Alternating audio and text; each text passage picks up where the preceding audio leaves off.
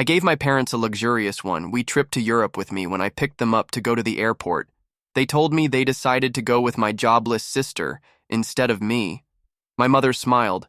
Your sister needed some rest, so we decided to take her. I didn't say anything. They had a big surprise when they landed in Europe. You're late, my mom said as she stepped out onto the porch, pulling her suitcase behind her. I glanced at the clock on my dashboard. It was 6:02 a.m. 2 minutes late. Mom, I said, forcing a smile. I got out of the car to help with the luggage, but then I saw her, my sister, Lauren, emerging from the house with her own suitcase in tow. My smile froze. What's going on? I asked, trying to keep my voice steady. My mom turned to me here, expression far too cheerful for the situation. Oh, Violet, we decided Lauren should come instead of you. She's been so stressed lately and she really needs this trip. My chest tightened. Instead of me, Mom. I've been planning this for years. I paid for everything. She waved her hand dismissively as if I just pointed out something trivial and were grateful. Sweetheart, but you're always working so hard. You can take another trip later. Lauren needs this right now. Lauren didn't even have the decency to look guilty. She just smirked, shifting her weight onto one hip. Thanks for understanding, sis, she said, her tone dripping with fake gratitude. I stared at the two of them, my heart pounding in my chest. My dad shuffled out a moment later, avoiding eye contact as he handed me his suitcase. This is unbelievable, I said, my voice shaking. This was supposed to be our trip, something for me to share with you. Well, it still is, my mom said with a smile. Just with Lauren instead. Don't make this a big deal. Violet, your sister really needs a break. My name is Violet, and for the past 2 years I've been working overtime, saving every spare penny to give my parents a trip they'd never forget. Flights, luxury hotels, guided tours. I planned every detail down to the last dinner reservation, but as I stood there in my parents' driveway watching my sister get into the backseat of my car, I realized something I'd been avoiding for years. It didn't matter how much effort I put in there, Lauren would always come. First, I clenched my jaw, biting back the sharp retort sitting on the tip of my tongue. Instead, I forced a tight smile and opened the trunk. Leighton, get going. Then he said, my voice flat, if they wanted to prioritize her over me.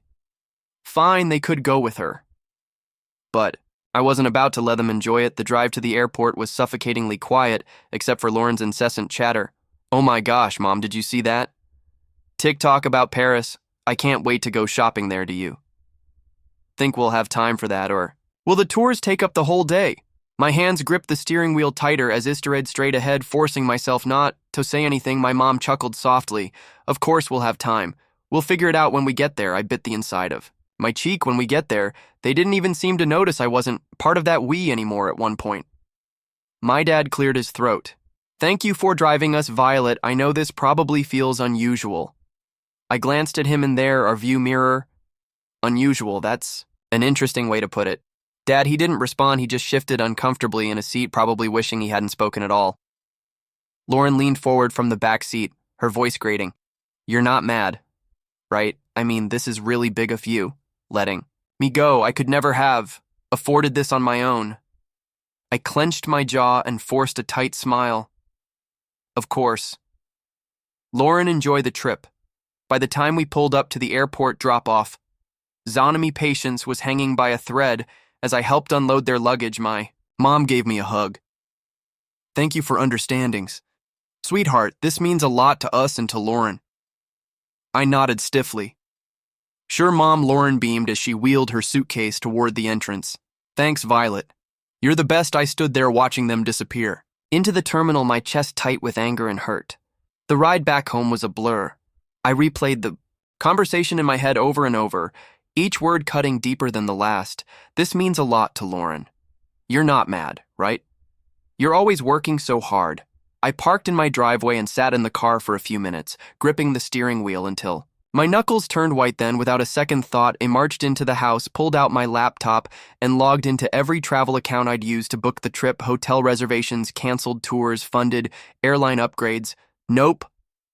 I stared at the confirmation. Emails piling up in my inbox, feeling the tightness in my chest start to ease. They wanted to take Lauren instead of me. Fine, but they wouldn't be staying in 5-star hotels or enjoying private tours on my dime. When I closed my laptop, a sense of satisfaction settled Over me, they could explain themselves to the front desk staff in Paris. I was done being their doormat. The call started as soon as their flight landed. My phone buzzed repeatedly as I unpacked my suitcase, the one I packed so carefully for a trip that was no longer mine. The irony wasn't lost on me as I hung up my dresses and neatly placed my shoes back on the shelf. The buzzing continued, filling the room with its relentless vibration. I sighed, picking up the phone and glancing at the screen. My mom's name flashed across it, accompanied by several missed calls and texts. I unlocked the phone and scrolled through the messages. Violet, what's going on? The hotel won't let us check in. Their reservation is missing. Call me immediately. Violet, this isn't funny. Fix this now. A laugh escaped me before I could stop it. Fix this. They really thought I'd swoop in and save the day after what they'd done. The phone buzzed again, this time with a call from Lauren. I let it ring out only for her to leave. A voicemail. Violet, this is so petty, she snapped, her voice dripping with entitlement. Weck stuck here because of you. You need to call the hotel and fix it now. I rolled my eyes and deleted the voicemail without listening to the rest. For years, I'd been their fixer, the one who smoothed over every mistake and picked up every slack. Not anymore. Eventually, I decided to answer, if only to stop the barrage of calls. My mom's voice hit me like a tidal wave of anger as soon as I picked up. Violet, what did you do? The hotel says the reservation was canceled and none of the tours are booked anymore. I let her rant for a moment, then calmly replied, I canceled them. There was a long, stunned silence before she hissed, Why would you do that, oh? I don't know, I said, my tone laced with sarcasm. Maybe because you decided to take Lauren on my trip. You're lucky I even drove you to the airport. We thought you'd understand. She snapped. Understand what? I asked, my voice rising. That years of saving and planning didn't matter because Lauren needed a break, that my hard work meant nothing to you. Guess what, Mom? I don't understand, and I don't care to. I hung up before she could respond and turned my phone off, tossing it onto the couch. The silence that followed was blissful, and I felt like I could breathe. Again, if they wanted to prioritize Lauren, fine, but they could figure out the rest of the trip without me. The silence lasted only a day by then. Next morning, my phone was buzzing again with calls and messages. At first, I ignored them. I spent the day cleaning the house and catching up on work, but curiosity got the better of me by evening. I opened my phone and braced myself for the storm of texts from my mom. Violet, you've gone too far. Your sister is in tears and your father is furious. We can't get into any of the hotels you booked from Lauren. You're acting like a child. I don't get why you're making this such a big deal. Just fix it already. And finally, from my dad, we need to talk. This isn't right. I set the phone down, shaking my head. For years, I'd been the one to fix things, to make sure everyone was comfortable and happy. Now that I'd taken a step back, they didn't know how to handle it. I poured myself a cup of tea and sat down at the kitchen table, letting the anger simmer. How dare they expect me to clean up their mess? How dare they act like I was the one in the wrong? The next call came a minute later, and this time I answered. Violet, my mom barked before I could say a word. This isn't funny anymore. We're stranded. Do you have any idea how embarrassing this is? I took a slow sip of my tea. Embarrassing? You think this is embarrassing? Try saving for years, planning every detail, and then being told you're not even part of the trip you paid for? Stop being dramatic. She snapped. Lauren needed this more than you, and now she can figure it out. I said, firmly, you made your decision, Mom. You wanted to take Lauren instead of me, fine. But don't expect me to fund her vacation. We're family, she hissed. We don't do this to each other. I let out a bitter laugh. Funny, I was just thinking the same thing. Lauren's voice came through the background, whining. Mom, just hang up on her. She's being impossible. That was the final straw. Enjoy your trip, I said, my tone icy. Oh, wait, you can't. Because it's not your trip. It was mine, and now it's nobody's goodbye. I hung up before she could respond and turned my phone off. Again, for the rest of the evening, I felt an odd mix of anger and relief. Anger that they'd put me in this position, but relief that I'd finally stood up for myself. They could call me dramatic. All they wanted. For the first time in my life, I wasn't letting them take advantage of me. The next few days were blissfully quiet with my phone turned off. I finally had space to think clearly, free from The barrage of guilt trips and accusations. I spent my morning sipping coffee on my back porch, enjoying the calm I'd craved for so long. My afternoons were filled with work and catching up on little projects I'd been putting off, things that reminded me how capable I was when I wasn't bogged down by their endless demands. But by the third day, curiosity got the better of me. I turned my phone back on to find over a dozen voicemails waiting for me. The first few were from my mom, growing, increasingly hysterical with each one. "Violet, you need to call me back right now. This has gone too far. I can't believe you're doing this. You've humiliated us. We're your parents. How could you treat us this way then?" Came Lauren's messages, full of the same entitled tone she'd always used. "This is so petty even for you. You're ruining everything. Just fix it. Violet." And finally, my dad's voice, quieter but no less pointed. "Violet, I don't understand. What's happened to you? Call us back so we can sort this out." I hesitated before listening to the final voicemail, a long one from my mom. Her voice was quieter this time, tinged with frustration and exhaustion. "Violet," she began, "we're back at the airport now. The trip is ruined, and I hope you're happy with yourself. Your sister is devastated, and your father and I are well disappointed. Doesn't even begin to cover it. Call us when you're ready to talk." I deleted the voicemails without replying. I wasn't ready to talk, and honestly, I didn't know if I ever would be. This wasn't a one-time mistake. It was the culmination of years of them putting Lauren first and expecting me to accept it with a smile. As the hours passed, I found myself reflecting on all the times I'd been overlooked or dismissed every holiday, where Lauren's whims dictated the plans, every family gathering where my accomplishments were treated as afterthoughts. This trip had been the breaking point. But the cracks had been forming for years. That evening, Grace stopped by unannounced, carrying 2 cups of coffee and an unmistakable look of curiosity. "I heard about what happened," she said, setting the coffee on the table. "Your mom called me yesterday." Of course. My mom had always been good at recruiting allies. When she wanted to guilt me into compliance and I asked, taking a sip, Grace shrugged, a sly smile creeping across her face. "I told her you were probably busy and would get back to her when you were ready." I laughed, shaking my head. "You're the best." "No, you're the best," she said, her tone suddenly serious, "because you finally stood up for yourselves. I know how hard that is. Violet, don't let them drag you back down." Her words stuck with me long after she left. Grace was right. I'd spent too long bending over backward to please people who never seemed to care about my efforts. It was time to break that cycle once and for all. By the time the weekend rolled around, I felt a strange sense of clarity. The anger was still there, simmering under the surface, but it was joined by something I hadn't felt in years: freedom. Freedom from their endless expectations, freedom from being the family's fixer, freedom to finally live on my own terms. But as expected, the silence didn't last. It was Sunday afternoon when I finally got a call that I decided to answer this time. It was my dad, Violet. He began, his voice heavy with weariness. "Your mom wanted me to call. She thinks you can listen to me. Go on," I said, leaning back in my chair. He let out a sigh. "Look, this has all gotten out of hand. Your mom's upset. Lauren's furious, and well, it's just a mess. But you're better than this." I stiffened, his words igniting a fresh wave of anger. "Better than what? Dad, standing up for myself, refusing to let you walk all over me again." "That's not what I meant," he said quickly. "It's just, you've always been there. Reasonable one. The one who keeps everything together. This isn't like you." I laughed, a short, bitter sound. "You're right. It's not like me because I'm not bending over backward to clean up your mess." He paused, and for a moment, I thought he might finally see my side of things, but then he said, "You're punishing the whole family over one decision. Is that really fair?" I repeated, my voice rising. "You want to talk about fair?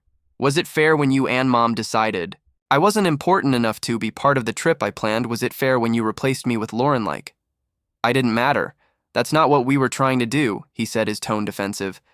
"Now we just thought Lauren needed it more." "Of course you did.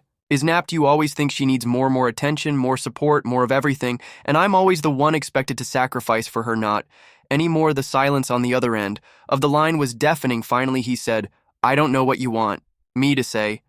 "I don't need you to say anything," I replied, my voice steady. "I just need you to understand that I'm done being the afterthought from now on. I come first."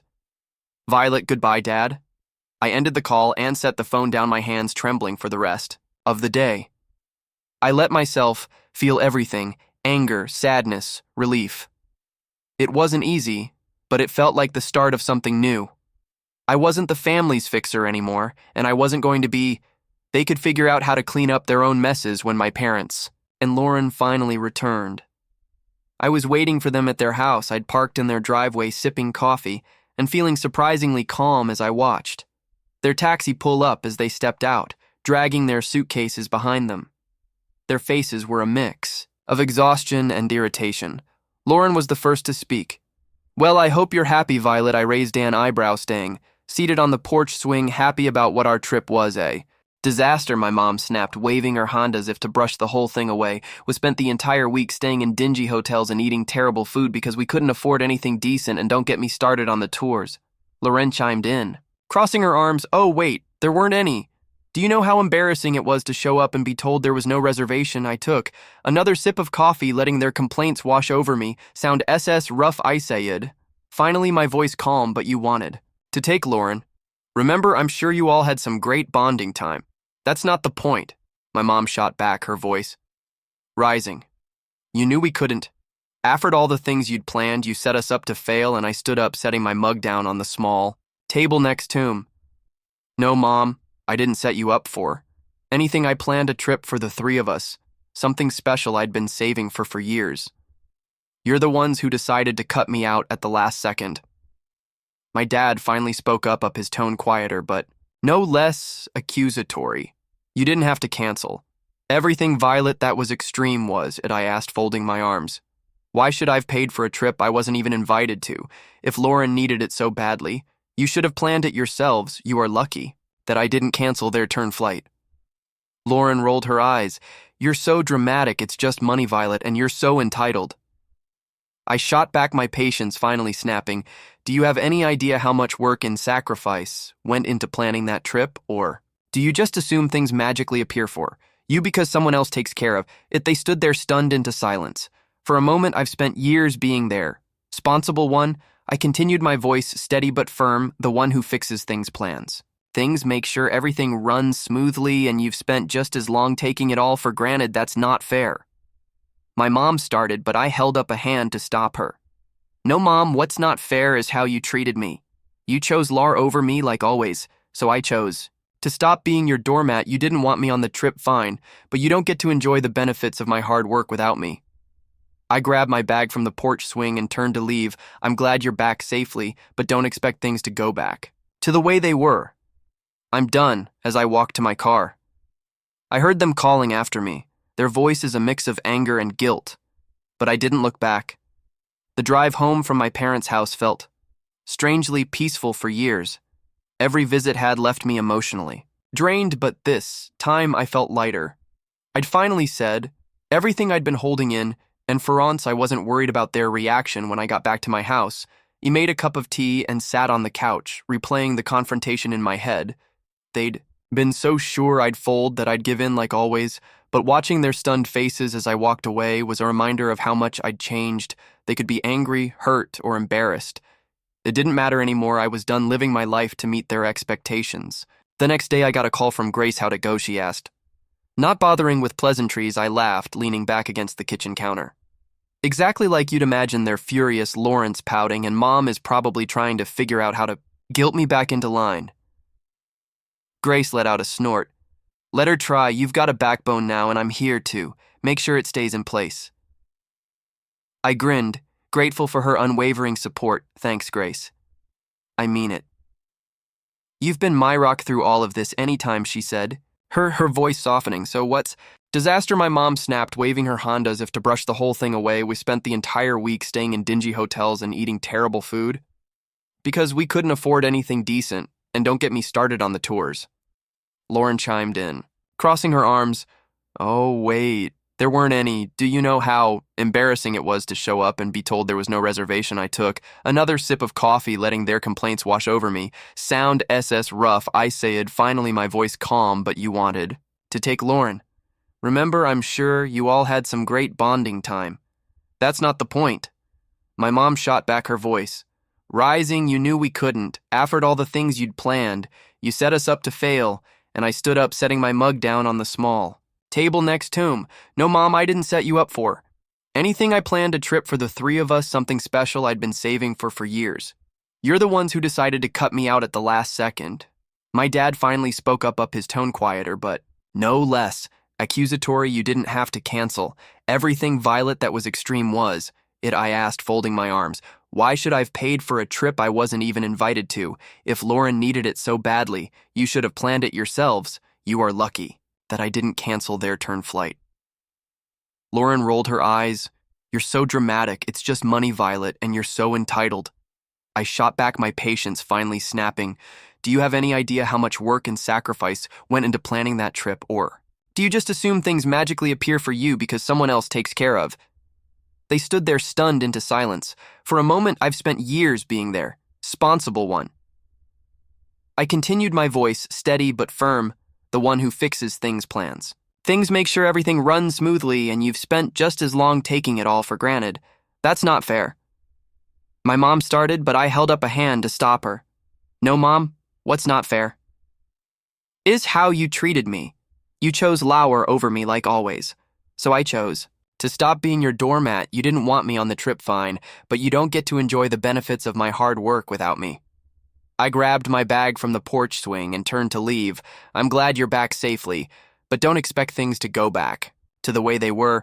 I'm done. As I walked to my car, I heard them calling after me. Their voice is a mix of anger and guilt, but I didn't look back. The drive home from my parents' house felt strangely peaceful. For years, every visit had left me emotionally drained, but this time I felt lighter. I'd finally said everything I'd been holding in, and for once I wasn't worried about their reaction when I got back to my house. I made a cup of tea and sat on the couch, replaying the confrontation in my head. They'd been so sure I'd fold that I'd give in like always, but watching their stunned faces as I walked away was a reminder of how much I'd changed. They could be angry, hurt, or embarrassed. It didn't matter anymore. I was done living my life to meet their expectations. The next day I got a call from Grace. How'd it go? She asked, not bothering with pleasantries. I laughed, leaning back against the kitchen counter. Exactly like you'd imagine. They're furious. Lauren's pouting, and Mom is probably trying to figure out how to guilt me back into line. Grace let out a snort. Let her try. You've got a backbone now, and I'm here to make sure it stays in place. I grinned, grateful for her unwavering support. Thanks, Grace. I mean it. You've been my rock through all of this. Anytime, she said, her voice softening. So what's thinking a lot about what happened? Maybe we handled things poorly. The admission surprised me, but I wasn't ready to let her off the hook just yet. Poorly. You placed me on a trip I planned and paid for without even asking. Poorly is an understatement. I know, she said quietly. Your dad and we didn't realize how much it would hurt you and Lauren. He asked, does she feel bad too, or is she still blaming me for ruining her vacation? Sheck upset, my mom admitted. But I think she knows. No, she could have handled things better. I sighed, leaning against the counter. Mom, this wasn't just about the trip. It's about years of putting her first and expecting me to pick up the slack. I'm not doing it anymore, I understand, she said after a moment. We're going to try to do better. We don't want to lose you. Her words tugged at something deep inside me, but I'd learned enough not to let guilt dictate my choices. I'm glad to hear that, I said. But it's going to take more than words to fix this. I need to see real effort, not just apologies. You will sheep Rameswek. Give you the space you need, but I hope you'll let us back in someday. After the call, I felt a mix of emotions, relief that they were finally acknowledging their behavior, and skepticism about whether they'd actually change. But as I sat down with my journal that evening, I realized something important. Whether or not they changed wasn't my responsibility. Over the following months, I kept my boundaries firm. I responded to their calls and texts when I felt like it, but I didn't go out of my way to fix things or smooth over conflicts. Instead, I focused on building the life I wanted. I signed up for a photography class, something I'd always dreamed of doing but never had the time or energy for. I joined a local hiking group and even started planning my next solo trip. Each step I took felt like reclaiming another part of myself. One day, as I sat on my porch watching The sunset, I realized how far I'd come. I wasn't the person who bent over backward for people who didn't appreciate me. I was someone who valued herself, who set boundaries, and who wasn't afraid to stand up for what she deserved. I felt truly free.